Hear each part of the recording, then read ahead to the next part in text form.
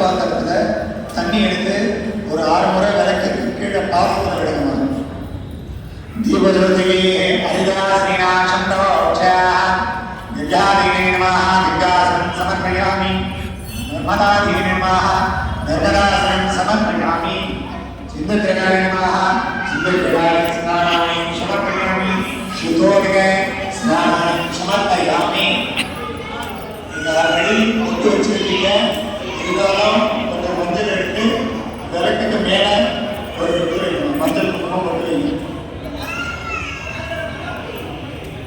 தீபஜோதிகே கந்தாரகேந்திர கந்தாந்தாரயாமி. கந்தப்பைவ குங்குமாச்சூர்ணந்தாரயாமி.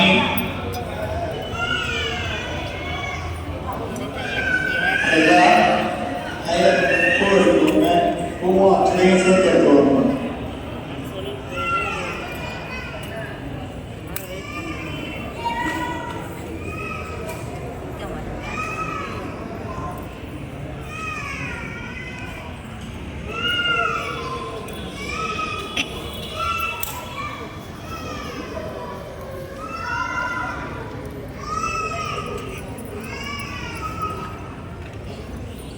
அந்த அச்சதையும் பூவையும் கையில் வச்சுட்டு மகாலட்சுமி நினைச்சு பிரார்த்தனை பண்ணியுங்க. இந்த வேத பூஜை மூலியமா நமக்கு அஷ்டலட்சுமி கடாச்சாரம் கிடைக்கணும். யார் கல்யாணம் இருக்காங்களோ அவங்களுக்கு கல்யாணம் நடக்கும். படிக்கிறாங்களா அவங்களுக்கு சரஸ்வதி கடாச்சாரமாகப்பட்டது நல்லபடியாக இருக்கணும். அந்த மாதிரி எல்லா விதமான சுபிட்ச காரியமும் வீட்டில் ஏற்படணும். அந்த திருவிளக்கு பூஜையாகப்பட்டது நம்ம வீட்டில் இருந்தால் கூட ஒரு விளக்கு வச்சுதான் செய்வோம்.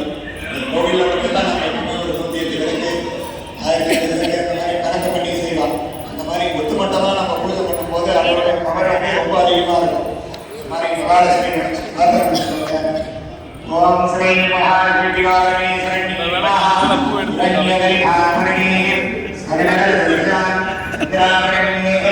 லட்சுமி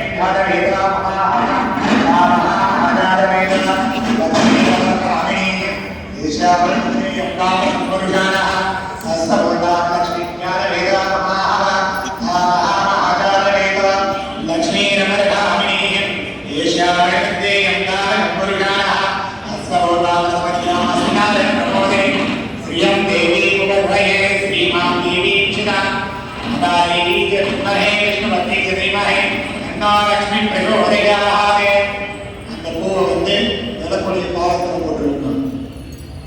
பூவையும் அச்சதையும் சேர்த்து போட்டுக்கணும். அவ கிட்ட குங்குமம் இருக்குங்களா, எல்லாரும் குங்குமம் கொடுத்துருக்காத குங்குமம் எடுத்து கையில வச்சுக்கோங்க.